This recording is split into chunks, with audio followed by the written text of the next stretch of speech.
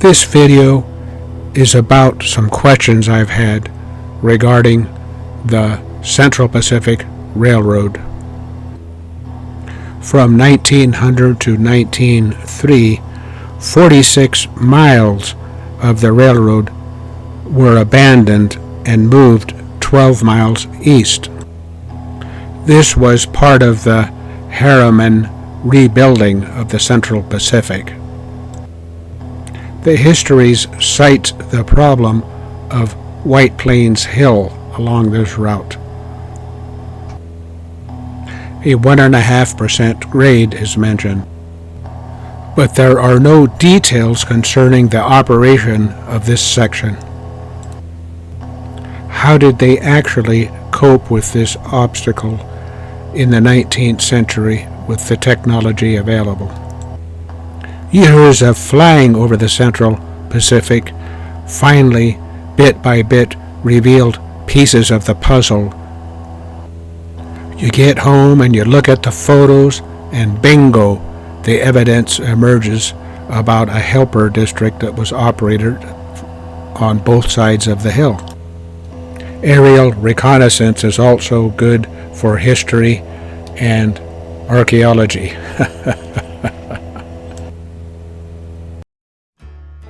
But first, a look at the map. The Central Pacific Railroad was built in 1868 from Wadsworth, Nevada, which is right next to Fernley in the lower corner there, and went up diagonally across the map to Lovelock, Nevada, 60 miles away. This is the 40-mile desert section of the California Immigrant Trail. For 60 miles there was no drinkable water and no usable water for steam engines.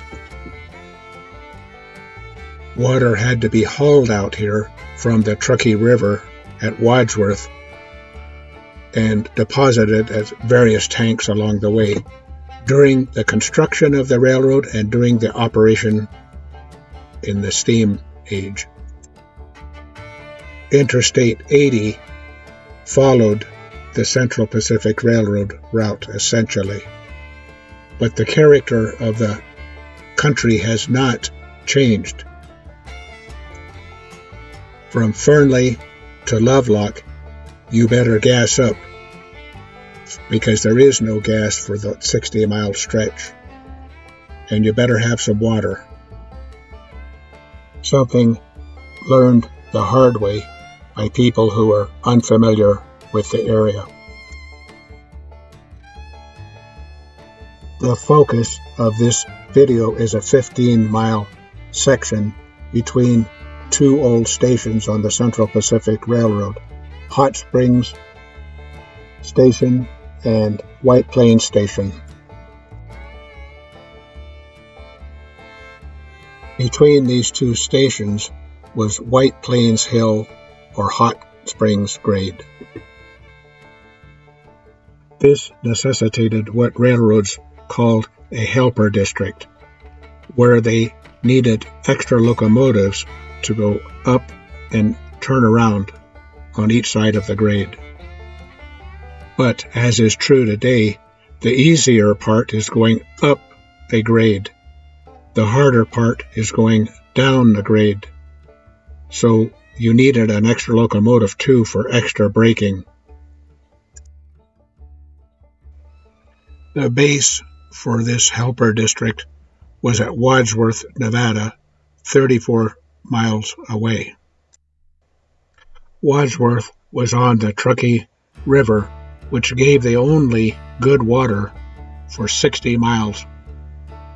You needed good water both, of course, for drinking, but particularly you needed it for steam engines. They couldn't have the alkaline water that was out on the desert.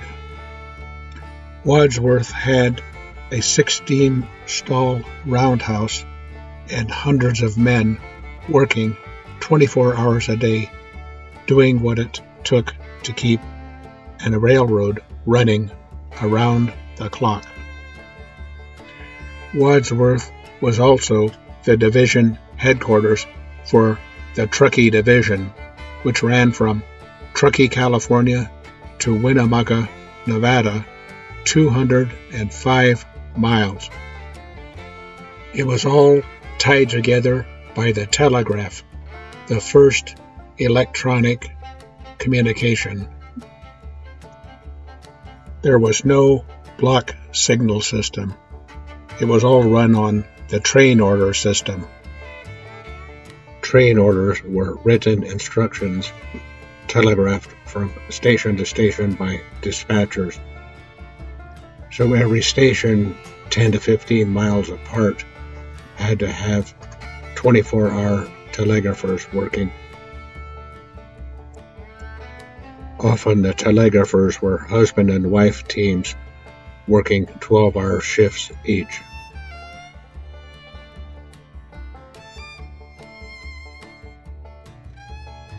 In 1903, the original Central Pacific route shown here was abandoned and a new route was built, the Harriman Cutoff, that went on the other side of the Hot Springs Mountains.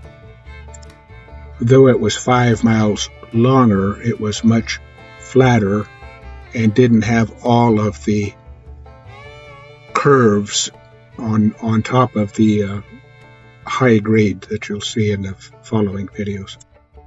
The new route was possible because of turn-of-the-century innovations in equipment, like the Holt tractor and good steam shovels.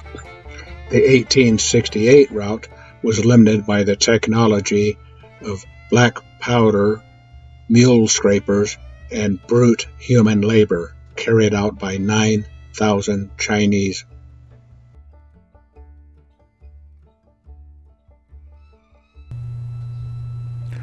A look at the national map showing the position of the Central Pacific Railroad reveals a rather interesting historical fact. For 14 years, the Central Pacific Railroad was the only connection between Omaha, Nebraska on the Missouri River and California. It was a thin line holding the two halves of the country together. For 14 years, from 1869 to 1883, this was the only thread holding the country together. The nation had to wait for a second transcontinental connection in 1883 when the Southern Pacific built through to El Paso, Texas, connecting with the Texas Pacific.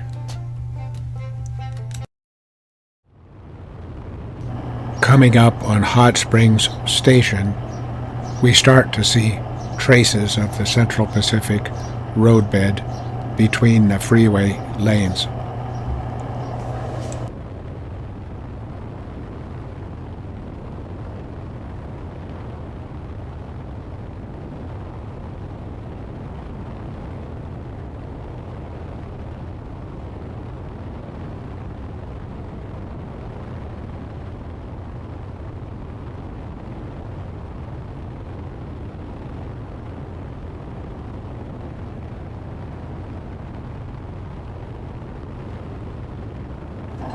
I'll indicate the Central Pacific route with the little bouncing yellow ball.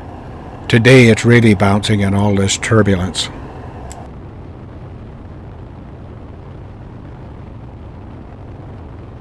In California Trail days in the 1840s and 1850s, this area was known as Boiling Springs.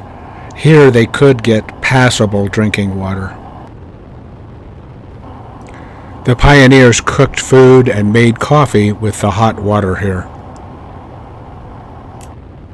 Sometimes their animals or the pioneers themselves fell into the hot pools of water and were cooked. This area of Nevada has a very thin crust. The Earth is being stretched out, so it creates a lot of fault zones. Groundwater reaches the faults and turns into steam geysers. The Earth is a big fission reactor underneath our feet, leaving hot springs flat. The railroad started to climb the grade here. From this perspective, the profile of the Earth gets greatly flattened out, so hills are not very apparent. The old 440 steam engines could have been making about 25 miles an hour across the flats, but when they started hitting this grade, they might have been down to 8 miles an hour.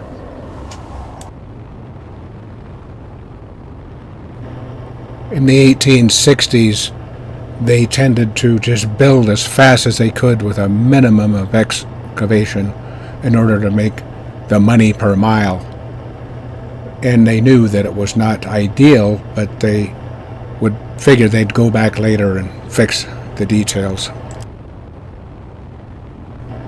All this white stuff here is diatomaceous earth, a very important industrial mineral now. We're coming up on a pit and a plant.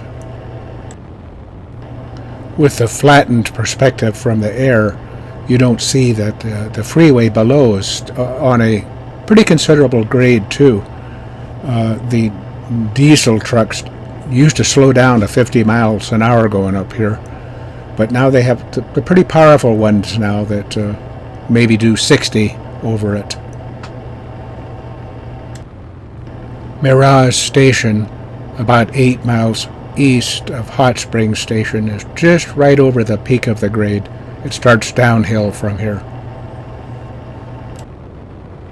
In the early days of railroading, you needed facilities every 5 to 8 miles. You needed a telegraph station for communications and a section crew. Being a section crew worker was a 24/7 job. They had individual track workers who walked for miles inspecting every detail of the tracks and the roadbed. During this era, most of the section workers were Chinese who stayed on after the construction period. The section system lasted through the 1940s.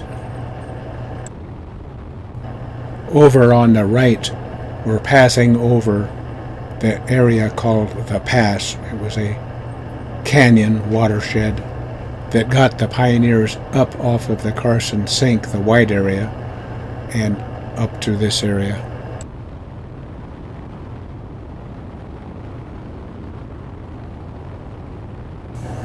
Here the Central Pacific grade departs from the freeway and starts descending towards White Plains Station.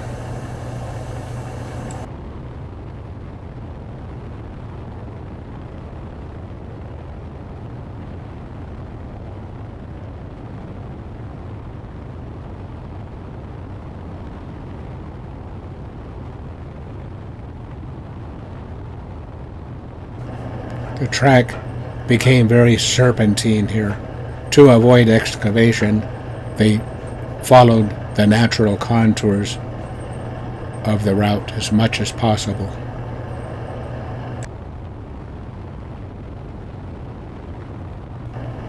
You can contrast this with a modern freeway where it's pretty much a straight shot in the same area. This section of Interstate 80 was built in 1960 when they had powerful earth movers like the Laterno scrapers.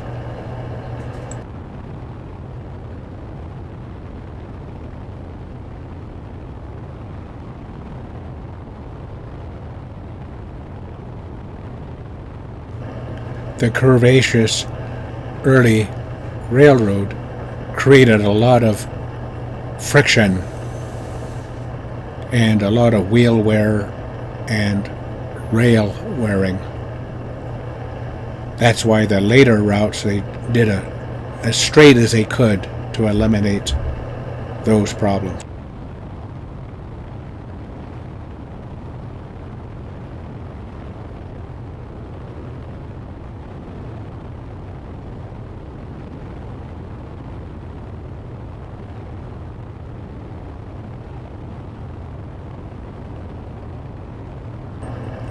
Now the railroad swung out to the ancient Lake Lahontan shoreline called White Plains. The little black area that you're seeing coming up is White Plains Station.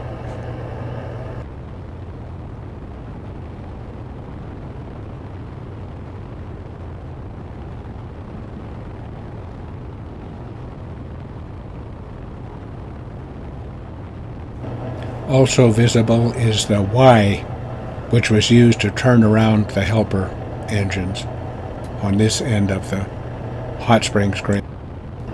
Next to this is Jessup Exit 78, one of the famous exits to nowhere in northern Nevada. It's used just for mostly truckers pull off to get a rest and get the hell off of this awful stretch.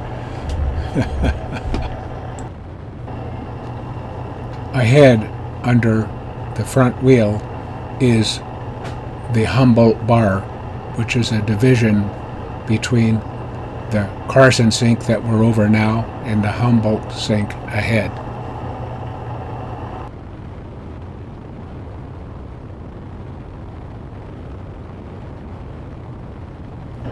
Over by the right wheel is the Harriman Cutoff coming in.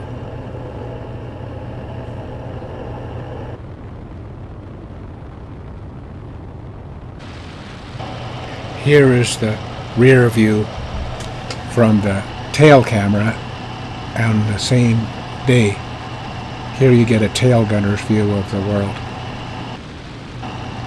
And this was also a major aviation route. During the Second World War, B-29s and B-24s were flying back and forth from the east to the west on the same route.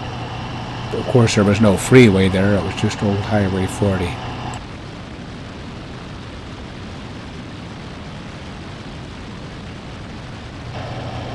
Highway 40, the Victory Highway, and later Interstate 80's East Lane was built on top of the Central Pacific. Here it swerves away between the lanes.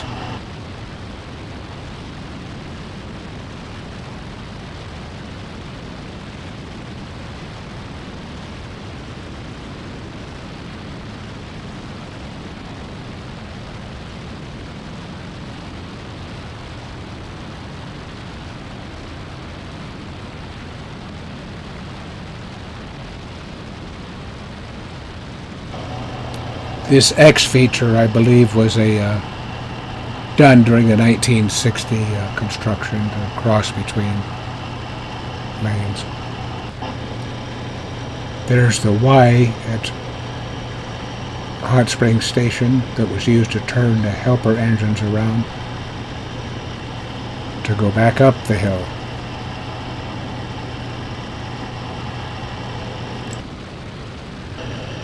Hard to believe that they haul onions all the way out here, hundreds of miles, to a drying plant to make spices using the geothermal energy. On the freeway in a car, most people go through here saying, boring. But from the air, it is a different, very interesting world, especially for geology enthusiasts, to see the drainage patterns and the history written in the earth.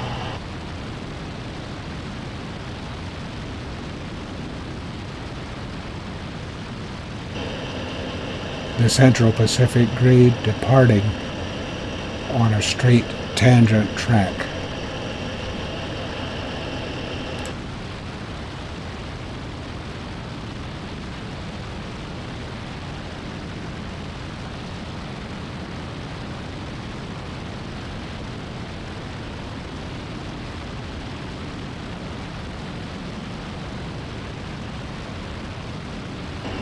Nowadays, the drivers down there are doing 80 miles an hour in air-conditioned comfort, and they're complaining. The passengers on the Central Pacific were doing 20 miles an hour on a good day, and they thought it was just fantastic, and it was. It beat the 20 miles per day that they were used to before the railroad.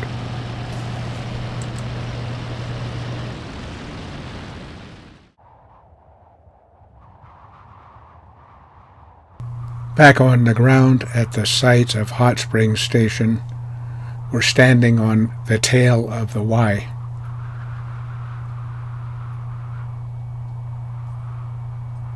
The two legs branch off and cross over into the middle of the freeway. In the background is Fireball Ridge, named for the meteor that landed in 1908.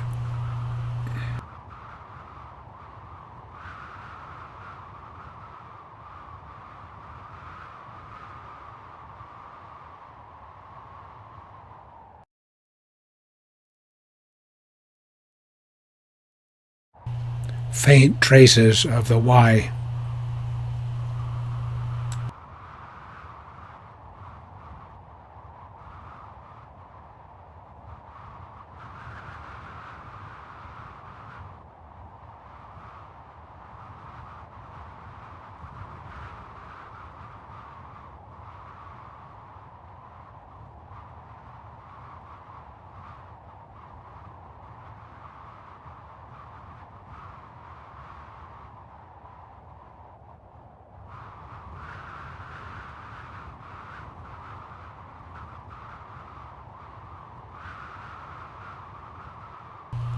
Between the freeway lanes, the dark area is the site of Hot Springs Station. The Central Pacific continues between the freeway lanes to the south.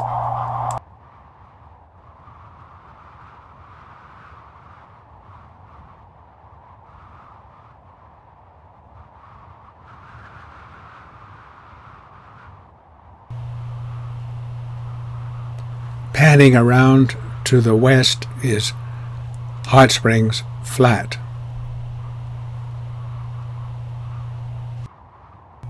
Looking to the north, we see the grade rising to White Plains Station.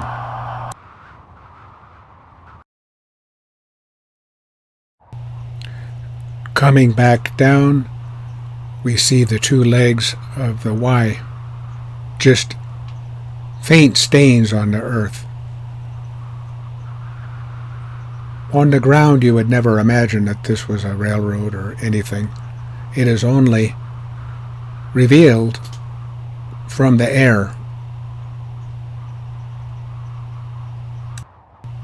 I saw a video about how in England they're finding new sites from the air just by seeing the patterns that nobody ever knew for hundreds of years walking over them.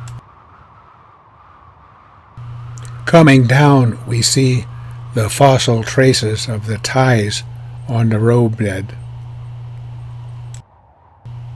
like the fossil remains of some giant Triassic sea creature.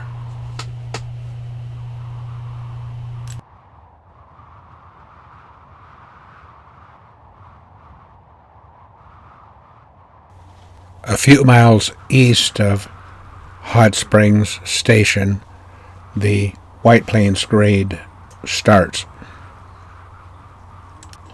The original ballast embankment was spread out because in the 1920s this was the Victory Highway, and it was a dirt road that followed the abandoned grade. Looking at these cuts and fills, it is important to realize that all they had to make this with was mules and horses pulling scrapers, and picks and shovels. 9,000 Chinese workers doing backbreaking hand labor. Every drop of water had to be hauled out here, about 25 miles from the Truckee River at Wadsworth. Every rail and spike had to be hauled by ship around the Horn of South America or from Europe to come out here. From Hot Springs to the north, it was a 207-foot rise over 4 miles to the crest of the grade. From White Plains Station, the southward climb was 418 feet of rise over 9 miles. From here, we can see the very serpentine route taken by the railroad that followed every advantageous contour in order to achieve the best grade. Compare this with the straight shot that a modern freeway takes.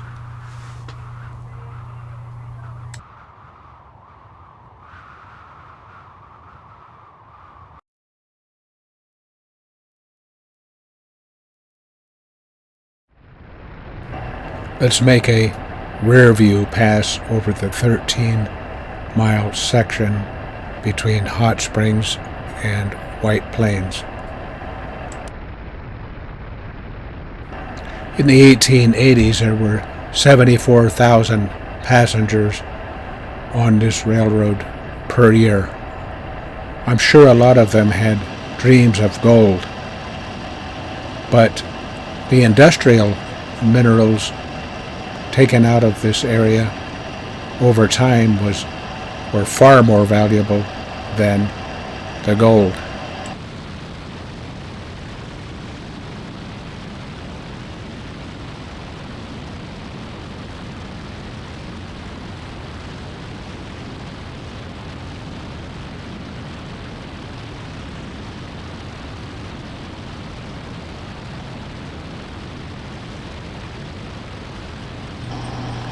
Mirage Station, just north of the crest of the grade.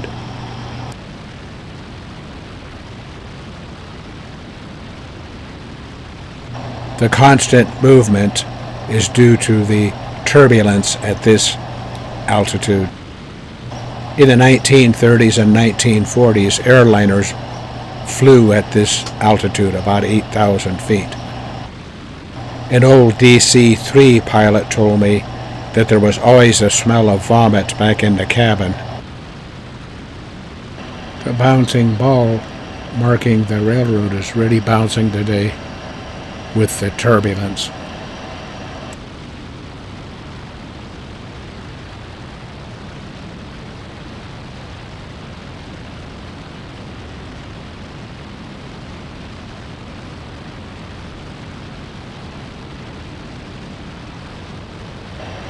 On the left is the canyon called the Pass, where the immigrant trail crawled up out of the lowlands up to the top of this grade.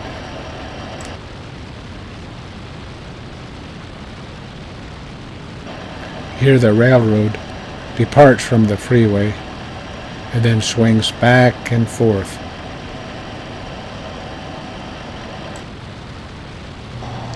The airliners of the 30s, 40s, and 50s flew about this altitude because getting above 10,000 feet, you're going to get hypoxia, a lack of oxygen.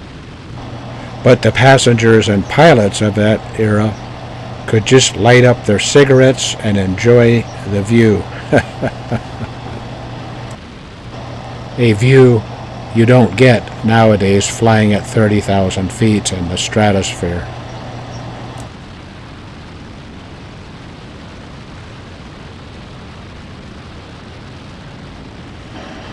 The shorelines of Pleistocene Lake Lahontan become evident in this area.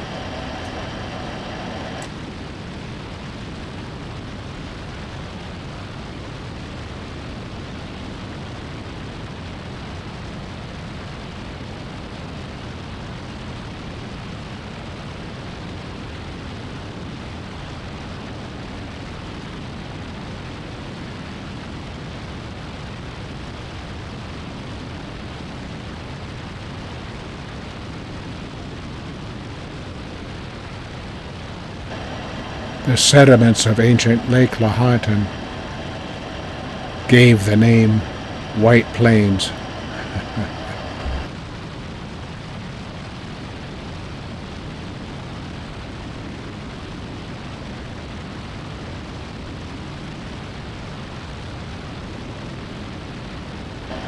The railroad here did drilling in search of good water. At 500 feet, they found redwood left over from forests of eons ago. Here we see the White Plains Y, which was used to turn the engines around on the Helper district over the hill. The black deposits at White Plains Station are coal. In the 1880s, the Central Pacific switched from wood to coal.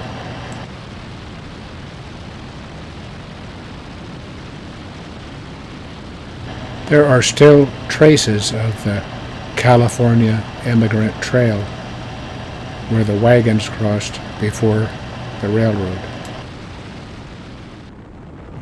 Let's get back down on the ground.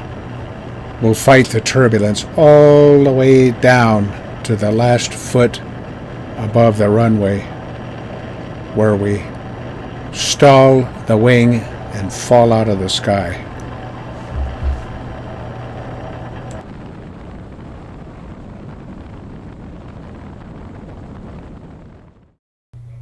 A photo of White Plains Station. I think the woman standing in there was one of the lady telegraphers. What a lonely job, but she had a very important position. Female telegraph operators were one of the first areas where women broke out of traditional roles. A book called The Victorian Internet is a fascinating look into their lives. During lonely nights, a lot of the telegraphers communicated among themselves up and down the line for hundreds of miles. They formed communication networks among themselves. There were even marriages performed over the telegraph. Dating apps and texting are nothing new.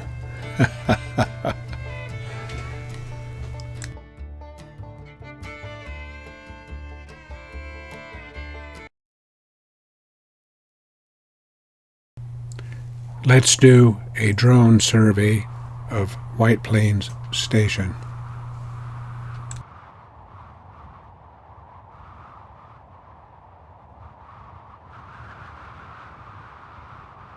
Already, the desolation becomes apparent.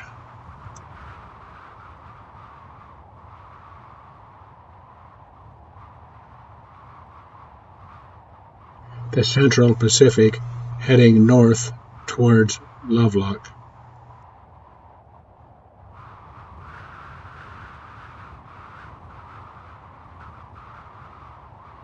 The access road from the freeway.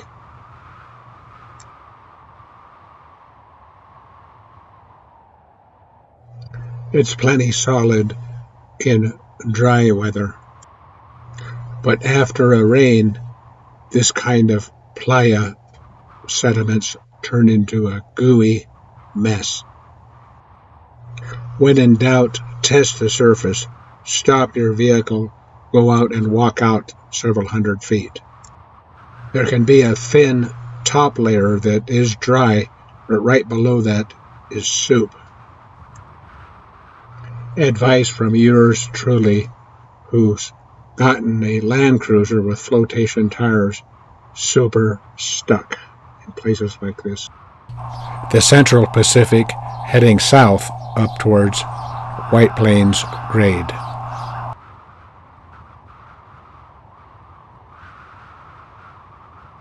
Looking at the north end of the Y, it appears that they stopped the locomotives here and cleaned out the grates. Cleaning the grates of the coal slag was one of the unpleasant duties in the steam era.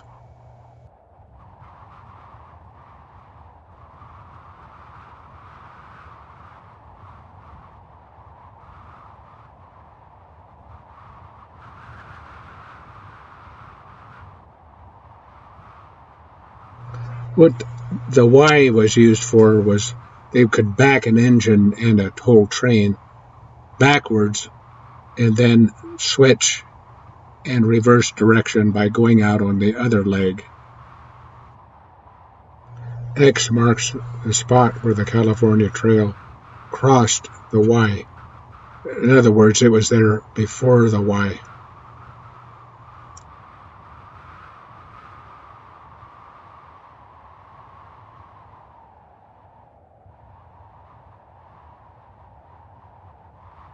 Walking on the ground on this Y, you'd never realize that what it is because it's so obscured after all those years. Only an aerial view gives you an overall look at the pattern. I flew over this area for years without, and one day I saw the Y, though the light was just right. It is that faint.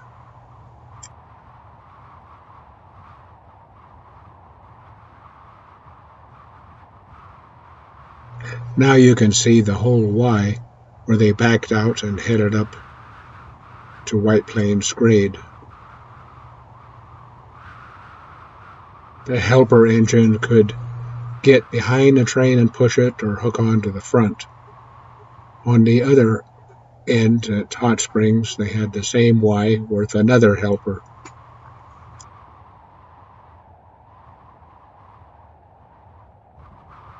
Panning around to the east, over there it's not apparent, but that's where the new route is, the 1903 Harriman reconstruction of this section. Huxley was a station about there.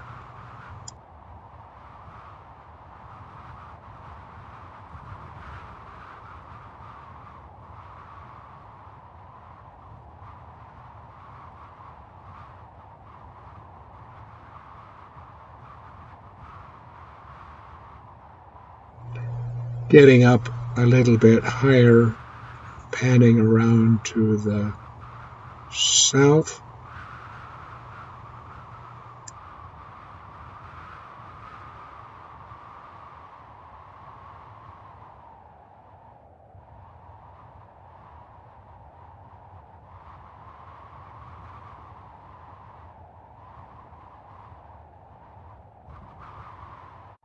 It took me a while to figure out what the operation was here. There are no records, but seeing the Y on each end of the grade, it became obvious that this was a helper district that was run out of Wadsworth, Nevada. The Central Pacific records were destroyed in the 1906 San Francisco earthquake and fire.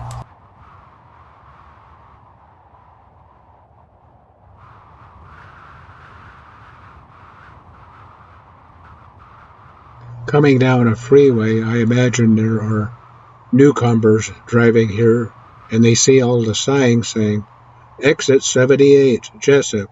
Let's get a hamburger and some gas." This is one of the infamous exits to nowhere in northern Nevada. Coming around, we see the black deposits. I believe that, from what I can see on the ground, that this was the coaling side of the operation.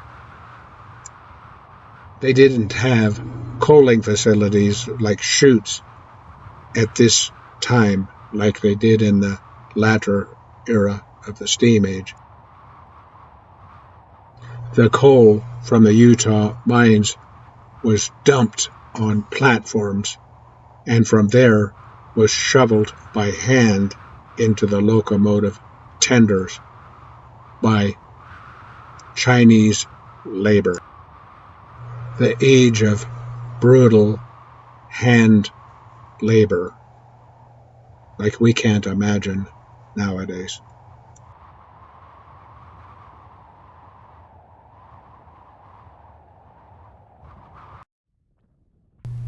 An on-the-ground scan of the fueling area at White Plains. It is quite extensive.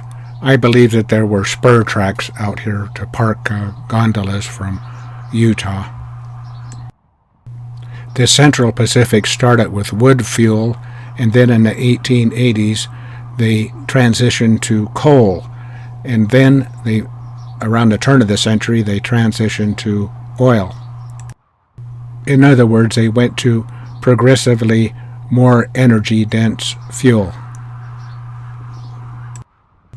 The fuel was handled with shovels off of platforms, though it is possible that they had one of the steam cranes invented by A.G. Stevens, master mechanic of the Central Pacific.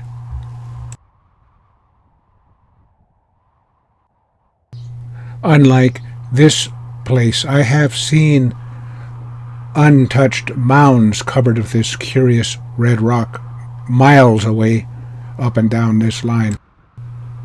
I think these were the graves of Chinese workers, the tombs of the unknown workers who built this railroad. It is fairly common to find pottery shards with Chinese characters on them up and down the line. When construction boss Charlie Crocker was told that the Chinese were too frail to do railroad work, he told them, "They built the Great Wall, didn't they?"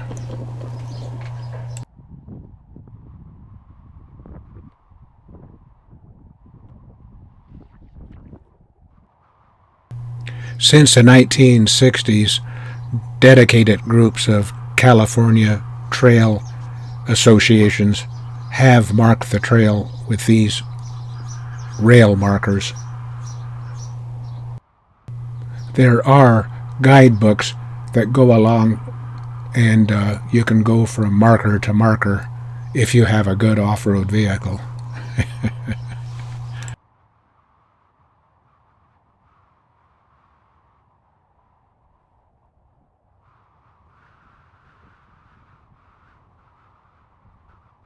The other side of the marker, it does mention the Central Pacific, and that's about it.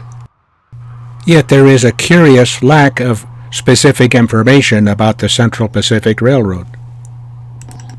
I have seen these masonry circular structures in other places along the line. I believe they were wells or cisterns. Somebody pulled some rail joiners out after sitting here for 150 years. Another cistern that was lined with redwood timbers. I have seen these up and down the line too. At another station I noticed a well-made red brick cistern that was right on the edge of the right-of-way, so I believe that they would come along and dump water from Wadsworth in there.